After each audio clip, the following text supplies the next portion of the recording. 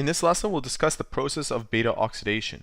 The first question reads, match each of the following A through D with one of the reactions 1 through 4 in the beta oxidation cycle. For question A, we have water is added to a trans double bond. Before we can begin understanding this, it's important to note that beta oxidation is a multi-step process. And in step number 1, a fatty acid molecule needs to be activated, and it's combined with coenzyme A to yield a high-energy fatty acyl CoA. And in this process, energy is released by the hydrolysis of ATP to AMP and used to drive the reaction.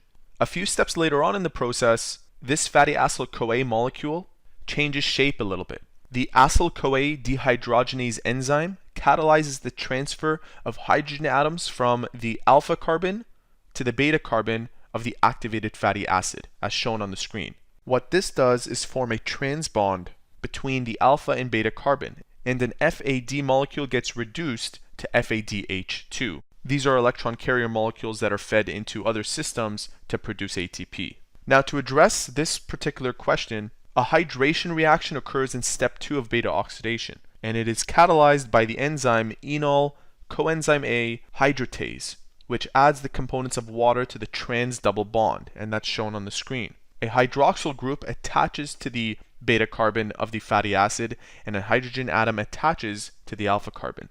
So to answer question A, you should choose hydration. Let's move on to question B. An acetyl coenzyme A is removed. In the fourth reaction of beta oxidation, the alpha and the beta carbon bond is cleaved by beta ketoacyl coenzyme thiolysis, an enzyme that yields a 2-carbon acetyl CoA and a new fatty acyl CoA that is shortened by 2 carbon atoms. And the process doesn't just end there. The shorter fatty acyl coenzyme A repeats the 4 steps of beta oxidation cycle until the original fatty acid is completely degraded to 2 carbon units of acetyl CoA. This suggests that the answer to B is 4, cleavage through thiolysis. In question C, FAD is reduced to FADH2.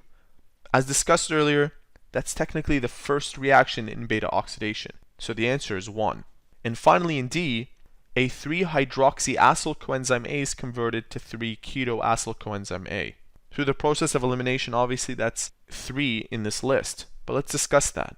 In the third reaction of beta oxidation, the secondary hydroxyl group on the beta carbon, as shown, is oxidized by 3-hydroxyacyl coenzyme A dehydrogenase to yield a ketone. Remember from our earlier lessons what a ketone is.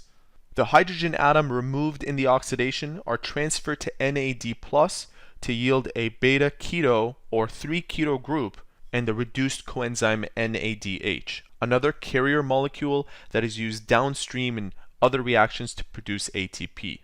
For every NADH molecule, you produce approximately 2.5 to 3 ATP. Depends on the literature that you're reading. And interestingly, for FADH2, it's 1.5 or 2 ATPs.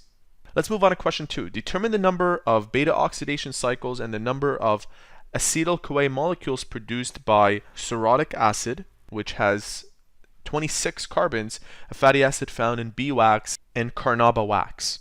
So the formula for this is quite simple, especially when we have even number carbons. To find the number of acetyl coenzyme A molecules produced, you take this number, 26, and you divide it by 2, where you end up with 13. The reason for this is because beta oxidation breaks down the fatty acyl part of the molecule 2 carbons at a time. And that's why we divide by 2. So this is how many acetyl coenzyme A molecules, and the amount of spins or cycles is always 1 less than the number of acetyl coenzyme A's. So expect 12 cycles to produce 13 acetyl coenzyme A molecules. That's the simple formula that you can use moving forward. And there you have it, a quick discussion on beta oxidation. If you have any other questions, please use our website, which is listed in the description, or leave a comment below. Thanks for watching.